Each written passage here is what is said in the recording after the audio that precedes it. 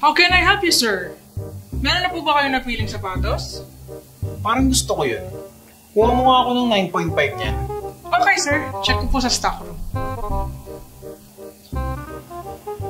Parang di ko kasi gusto yung style eh. Parang mas maganda yun. Yung isa na lang po. Sige po.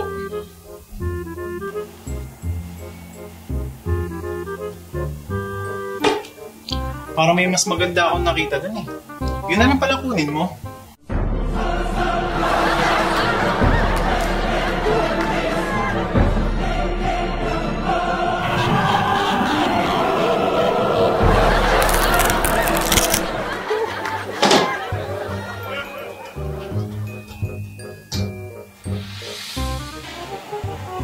Ang uwi naman ito.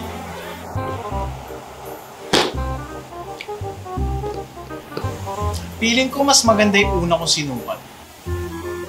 Yun na lang, pakuha ko ulit. Sakalin ko na lang kaya na sintas to para matapos na.